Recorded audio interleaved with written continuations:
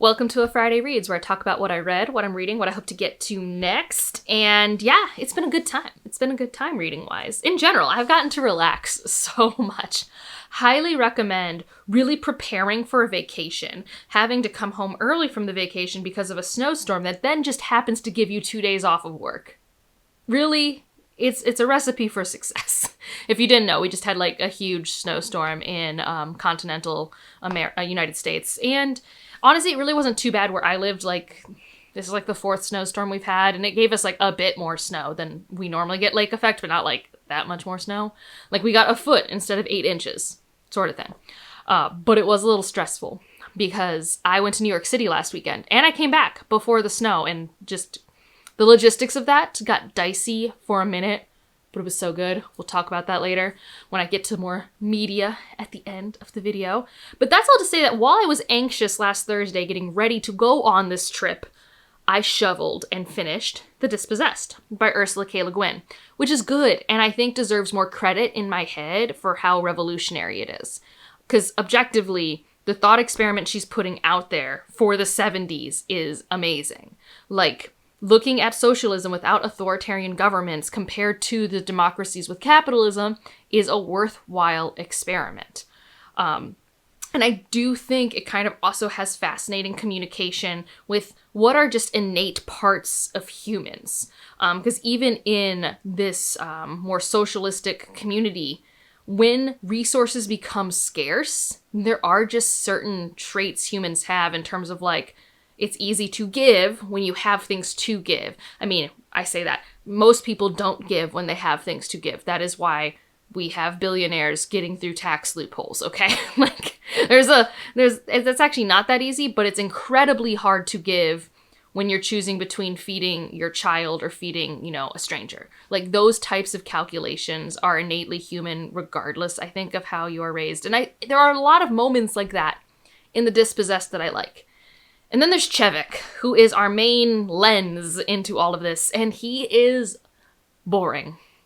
I don't find him... He has no riz. He has no charisma. He is just boring, kind of that standard 20th century sci-fi character who is just, like, very average. Even though he's not supposed to be average. He's supposed to be a genius. Like an Einstein-level character. And he's truly so bland to me. So maybe if it had a different perspective, maybe if it had dual perspective. I don't know. The actual thought experiment, I think, was interesting, even if I don't agree with everything that she did. The actual story, no, like 1 out of 5. Like, so not anything for me. I didn't like the back and forth between present day and the past. It was fine, but I didn't love it. And yeah, I don't know. I didn't know what we were going towards. And then we'd had some moments of tension and some moments where it's oh wow, that is kind of dramatic, but also it didn't land that way for me. So yeah, I finished it. I've read The Dispossessed and The Left Hand of Darkness. So I'll have to figure out what I'll read next in, I guess, another 8 years, since that's apparently the rate at which I read Ursula K. Le Guin works.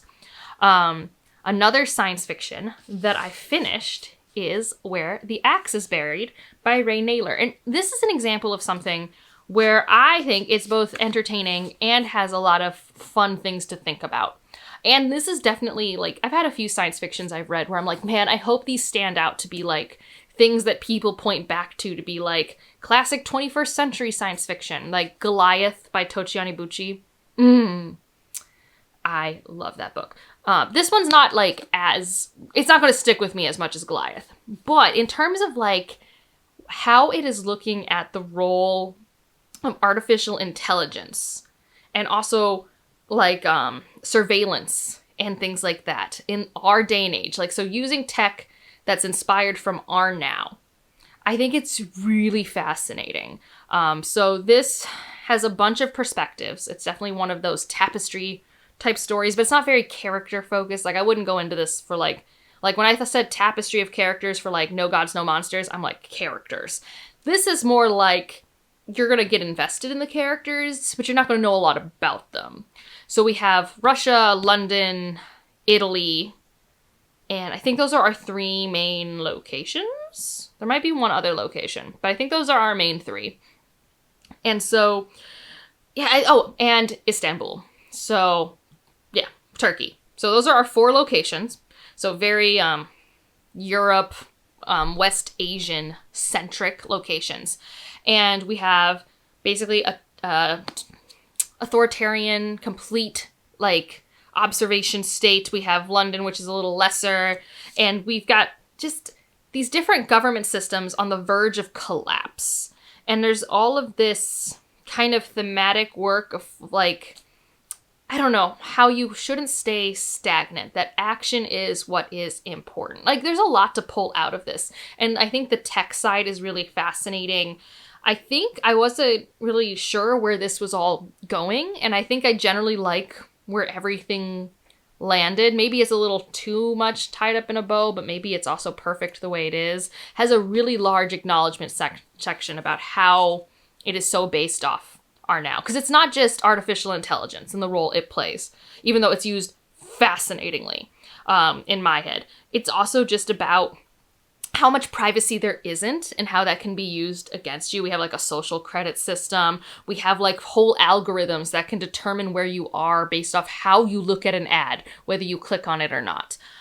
So I enjoyed this, and it's short. I don't think it overstayed its welcome. I think it was at a good clip. I really I know where the axe is buried means, and I kind of knew it right away. Like, the axe is both literal and a metaphor, and I find that really interesting. Because it's like, it's from the phrase, bury the hatchet. And it's the idea that, like, you can't always bury the hatchet, you know? So where is the axe buried? And I really liked the combination of musings with an engaging plot and being like, what's happening next? Wait, what just happened? What does that mean? And maybe it doesn't completely pay off everything it promises, but I also think I was left in a very satisfying position, especially for, again, how short it was. So this was a very solid read. I also read 2 short stories from the recent Faya release, and I'm trying to remember what I know about them because they're on my phone, and so I can't just like look at them to know. One of them is a grief story. I find a lot of short stories tend to do grief-centric thing, and it had like a nice little horror twinge at the end, so like the dead can still call on a phone, and then there was a plant, and it was not acting like a plant anymore, and then it's like, wait, is your loved one calling you, or is it a possessed thing? And so I think the actual spook factor paired with grief, I think was done well, and it was really an engaging writing style. And the second story, not for the faint of heart, used bugs. And I think it was a really interesting story about, like, it was, on one hand, you really couldn't decide whose side you were on. And I think that was the point. So this is a world where from the Arctic melt, bugs kind of happened and, like, basically completely form a symbiotic relationship with humans. So nobody is ever free of bugs just surrounding everything on their body, but they also provide benefits, maybe. It's still very new, and everyone is always encouraged to give their children their bugs, okay? And we have the perspective of someone who has the bugs covering her, who has a kid who is trying not to. And it feels like kind of a commentary on people who are anti-vaxxers, but from, I think, a very human perspective. Like, I never felt like we were looking down on this mother. Like, for a while, I was kind of with her, where I was like, yeah, I don't know what these bugs do. Like, they're so new. Now, the flip side of that is, like, if we compare it to vaccines and, like, medicine, we know exactly how vaccines work, and we have so much data of how they work and help. So I don't think it's a one-to-one, but I do respect that the story doesn't do this. I think the classic way you could do it is just like making fun of or looking down of or making an example of this mother for not following the medicine. I think it was a pretty nuanced take of the balance of trying to do best for your child with the information you think you know, versus what everyone else is doing. And I thought it was very interesting. And then also just like how these bugs worked. That was very cool. And in such a short package. So far the Faya magazine, it's doing great, and I actually really like the dialect of the third one I started, but I'll talk to you guys about that one when I get to it. It seems like it's going to be a really fun little revenge forest situation. So I think what I'm learning is that maybe Faya curates a tiny bit more towards, like, the horror side for me, which I think can be kind of fun. Or maybe it's just this issue. I don't know. And so then that leads me to my current read, and that is my reread of The Mask of Mirrors. It's happened. I'm not physically reading. I'm doing the audiobook, which is so good. It's so good. This is my broken binding edition. It is stunning. If you've never seen them, they're so pretty. They have stunning gold foiling. I love the end pages. Like, does it have the rook on the back? Oh yeah. Look at the rook. Look at my boy. Look at him. Anyways, I love this book. I'm already like 44% of the way in, and I started like Sunday. Again, a lot of shoveling Monday. Got me a fair bit of the way through it, and it's a commute read. And like, I want to be reading it. This is so familiar to me. It's so home. Things that I think the audiobook does incredibly well, but if you haven't read it before, I'd be hesitant to be like, listen to the audiobook, because it is a bunch of names, places, and people, and, you know, it's a lot. I think if you learn things auditorially, that should be fine. But I think visual cues can be helpful in fantasy world building to, like, remind you of things. At least it does for me.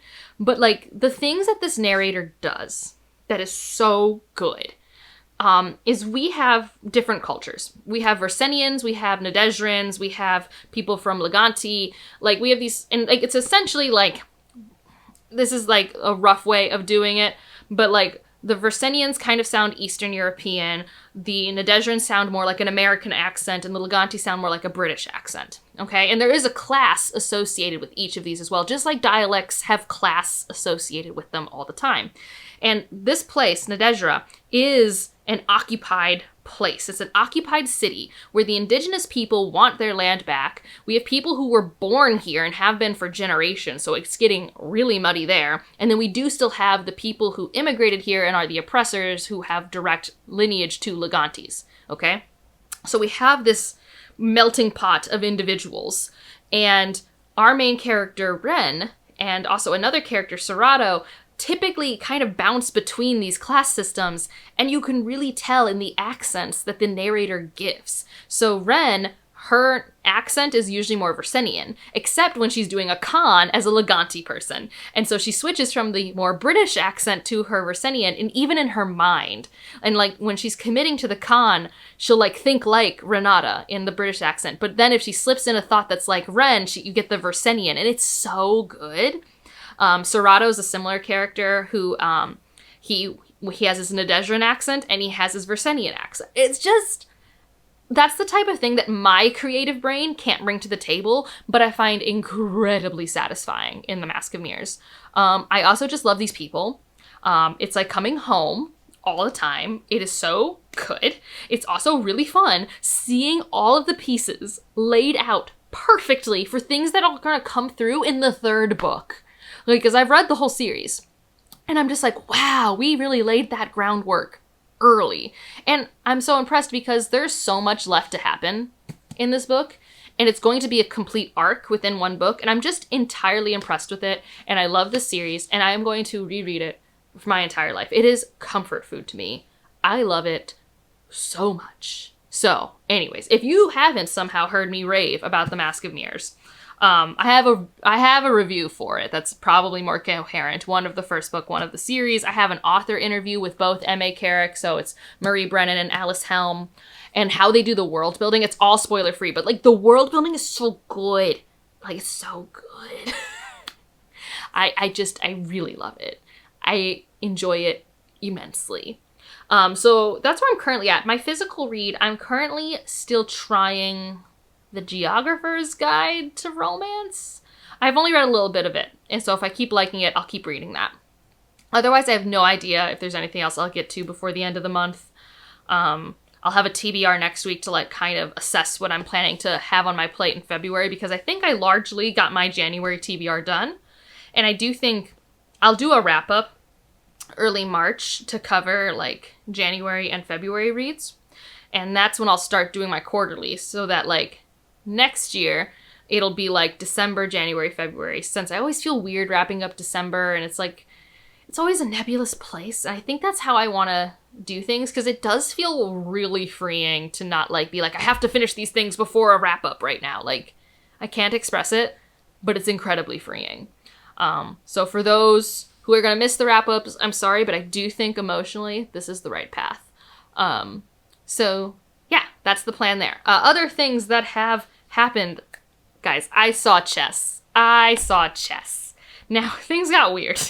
And I won't bore you with the details, but long story short, we got to see the understudy for Florence, and she was amazing. Like, I know I said in the last video, Lea Michele can sing. Of course. I'm, like, actually pretty excited that she'll be on the, like, studio recording, which they just recorded Monday. Obsessed. But because we got to see the understudy, two things happened. One, we could pay less than $200 for second row seats, which in Broadway life is, like, wild. Two, that meant I got to see Aaron Tveit, like, 50 feet away from me crying during Pity the Child, which I was not prepared for. I was not emotionally prepared for, like, the absolute nonsense I saw so close to me. It was so good. Also, the understudy for Florence can both sing and act. And I find Lea Michele's acting a tad one note. And so it's like I literally got the best production of one of my favorite all-time musicals, which still has a rough book, but we're there for the songs, okay? If you don't know what Chess the Musical's about, I explain it? It's Cold War. We have an American chess master losing to a Russian chess master who then defects to, in this book, the United Kingdom. In other books, it's the United States. Again, it's been rewritten so many times. And it's about a love triangle between these two men and this woman, Florence. I don't think it's a square. I think it's a love triangle. And you're just there for the bops by Tim Rice and the men from ABBA. That's it. It's so good. I also got to see Maybe Happy Ending with Darren Criss. When we were there, I could see a matinee, and so I spent some money to go see that. And it's definitely one that works way better for me seeing it in person than listening to the album, because it feels more like a play. And the set design was stunning. Like, that's sometimes why you see something on Broadway. It's like when things tour, you can't quite have the exact same sets because they're just so, like, engineering, like, things. Oh, but it was so cool. And I do think that, like, seeing it in person made it feel more like an allegory to, like, human stories than just, like, the classic robot needs to find a new purpose in life story, even though it still was that. But I do think it was really touching at times, and I enjoyed seeing that. So those are the shows that I saw on Broadway last week, and I got my magnets and my ornaments, because I buy ornaments and magnets as my little trophies. I always bring home the playbills, but I never know what to do with them. Like, I just, like, have a box of playbills, as one does, and I'm like, I'll frame them one day, she says, nebulously into the ether. So, yeah, that's what I've been doing. And I've been knitting, but I don't have it next to me. So next week, you'll get to see my knitting project, and the collar will be done. I'm working on the collar right now, because sometimes I like to do that to bring me joy. And if you just want to leave an emoji to let me know you're here, let's do an axe, because that's what I promised last week. We're doing axe for where the axe is buried. And otherwise, like if you liked it, subscribe if you want to, and I'll see you in the next one. Bye.